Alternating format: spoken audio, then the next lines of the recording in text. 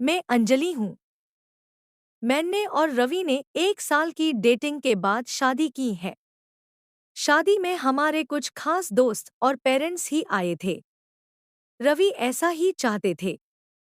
वो चाहते थे कि शादी शॉर्ट और सिंपल ही रहे। हम लोग यहाँ बड़े शहर में काम करते हैं।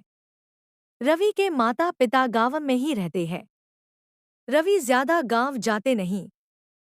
जब कभी मम्मी पापा को मिलना होता है तो वो हमें शहर में आकर ही मिल लेते हैं। हमने एक छोटा सा घर भी यहाँ अभी लोन पर ले लिया है। शादी के चलते मैंने अभी नौकरी छोड़ रखी है। हमारा घर रोड के साइड में ही है। खिड़कियों से रोड दिखाई देती है। हमारे किचन की खिड़की से भी रोड दिखाई देती है। रवि का ऑफिस का टाइम सुबह 9 बजे का है। सुबह में रवि के लिए खाना बनाती हूँ। मेरी नज़र खिड़की के बाहर गई। रोड के दूसरी तरफ एक लड़की ज्यादा उम्र की नहीं थी। 26 की होंगी, हमारे घर की तरफ देखती रहती थी। पहले दिन मैंने सोचा कि कोई होंगी, लेकिन वो 3 से 4 दिन लगातार आती मुझे दिखाई दी। मेरे मन में सोचा कि जाकर उससे बात करूं, शायद किसी और घर समझकर हमारे घर की ओर देखती रहती होंगी। सुबह रवि सोए थे। वो फिर वही दूर खड़ी दिखाई फिर और हमारे घर की ओर देख रही थी। वो घबराई हुई बोली, रवि यही रहता है। मैंने बोला, हाँ, आप कैसे जानती है? वो इतना सुनकर घबरा कर चली गई। मैंने पीछे से उसे आवाज दी पर उसने सुना नहीं। मैं अपने घर में वापस आ गई। मेरे आने पर रवि उठ गए थे। पूछा, कहाँ गई थी? मैंने बोला, पता नहीं, एक लड़की है, वो हमारे घर की तरफ देखती रहती है।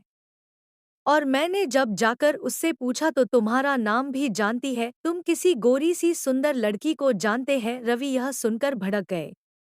बोले, पागल हो क्या? कोई कुछ भी बोलेगा और तुम मान लोगी क्या? लेकिन यह सुनने के बाद रवि के चेहरे का रंग जरूर उड़ गया था। मेरे भी दिमाग में कुछ कुछ चलने लगा। रवि जब शाम को आए तब मैंने इस विषय में कोई बात नहीं की। अगले दिन मैं सुबह उठी तो रवि पहले से उठ गए थे। मैं किचन में मैं किचन में गई तो किचन की खिड़की लगी हुई थी और बड़ी मुश्किल से खोलने पर खुलती थी। मैं कोशिश कर रही थी लेकिन ऊपर वाली कुंडी मुझसे नहीं खुली। मैं हमेशा नीचे की कुंडी से खिड़की लगाती थी, लेकिन आज खिड़की की ऊपर वाली कुंडी भी लगी थी। मैंने कैसे भी कुंडी खोली और खिड़की खोली तो मैं देखकर हैरान रह गई।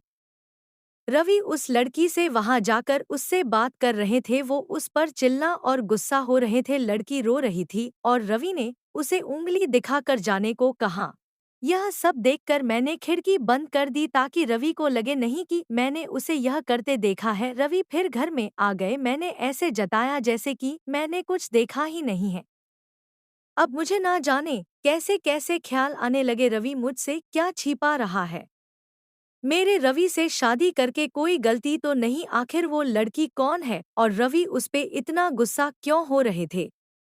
रवि के जाने के बाद मैंने रवि के सारे दोस्तों को, जिन्हें मैं भी जानती थी, उन्हें फोन किया, लेकिन किसी को भी उस लड़की के बारे में नहीं पता था। मेरी समझ नहीं आ रहा था कि क्या हो रहा है। रवि से पूछना चाहती थी लेकिन मुझे पता था कि वो झूठ ही बोलेगा। उसके बाद मैंने उस लड़की को घर के आसपास नहीं देखा। यह सब सोचते सोचते मेरी तबीयत बिगड़ने लगी। रवि मुझे बोलता था कि क्या हुआ, अपना ख्याल रखो, डॉक्टर के पास जाओ, लेकिन अब मुझे उसकी बातें बिल्कुल अच्छी नहीं लग रही थी। एक दिन जब मेरी हालत ज्यादा खराब हुई तो मैं ऑटो लेकर पास के बड़े अस्पताल गई। डॉक्टर से अपनी दवाई लेने के बाद मैं अस्पताल के पार्क में बैठी थी। अस्पताल में मुझे वो लड़की फिर दिखाई दी। उसे देखती ही जैसे मेरी बीमारी पता नहीं कहाँ भाग गई। मैं उसके पास तेज चल कर गई और उसका हाथ पकड़ लिया और उसे बोला, तूने मेरी जिंदगी में उथल पुथल मचा दिया। बोल, उस दिन क्या बात कर रहा था? रवि, तुझसे क्या रिश्ता है तेरा मेरे पति? फिर उसने मुझे जो बताया सुनकर मुझे लगा कि मेरा पति ऐसा है। उसने इतनी बड़ी बात मुझसे छिपाई। शाम को रवि जब मैं आए तब उस लड़की को अपने घर में देखकर चौंक गए। मैं भी उसके पास ही बैठी थी। रवि उसकी तरफ देखकर बोले कि अच्छा तो तूने इसे सब बता दिया, मना किया था दूर रहने को मेरी फैमिली से। मैंने बोला रवि शर्म करो, तुम इतने कठोर हो, अपनी सगी बहन की मदद नहीं कर रहे हो। वो लड़की संध्या थी रवि की सगी बहन, उसने अपने पसंद के लड़के से शादी कर ली थी, इसलिए रवि और उसके परिवार ने उससे सारे रिश्ते तोड़ दिए थे। रवि ने कहा कि मेरी कोई बहन नहीं है। मैंने कहा इसका पति अस्पताल में है, इसे रुपयों की जरूरत है, बहन नहीं तो इंसानियत के नाते ही तुम्हें इसकी मदद करना थी।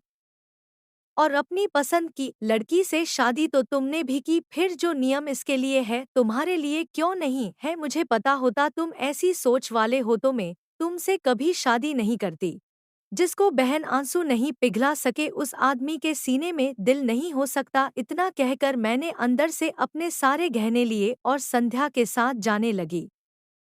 हमें जाते देख रवि फूट फूट कर रोने लगे, संध्या भी उन्हें देख रोने लगी। रोते हुए रवि बोले हमने इसे बहुत प्यार दिया, पापा ने, मम्मी ने, मैंने रानी बनाकर रखा और यह ऐसे ही एक दिन बिना बताए घर से चली गई। हमारा प्यार तूने नहीं देखा, इसके लिए मैं रात भर रोया कि कहाँ होंगी, कैसी होंगी मेरी बहन। तब इसे भाई और पापा की याद नहीं आई।